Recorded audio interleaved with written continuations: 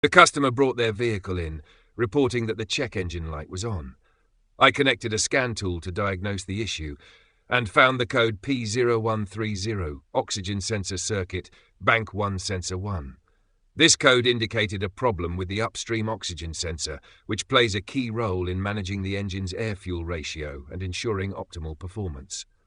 To investigate further, I performed a road test while monitoring live data from the scan tool. During the test, I noticed that the upstream oxygen sensor B1S1 parameter was erratic, which confirmed that the sensor wasn't providing consistent readings. Next, I visually inspected the oxygen sensor's wiring harness and connector for any signs of damage, corrosion, or loose connections. Everything appeared to be in good condition, so I moved on to testing the sensor itself.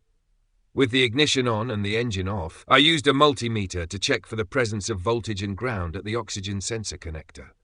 Both were present, confirming that the sensor was receiving the correct electrical inputs. To further verify the problem, I checked the continuity of the oxygen sensor, B1S1, using the multimeter. The test revealed that there was no continuity, which indicated that the sensor was faulty and unable to send proper signals to the engine control module, ECM.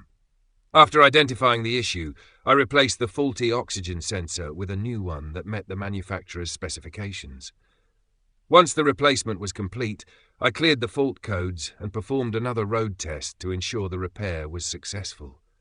The vehicle operated smoothly, the check engine light stayed off, and no new fault codes appeared. The upstream oxygen sensor is essential for monitoring the air-fuel mixture and ensuring efficient combustion. A faulty sensor can lead to poor fuel economy, increased emissions, and reduced engine performance. By replacing the defective sensor, I was able to restore the vehicle's proper operation and resolve the customer's concern effectively.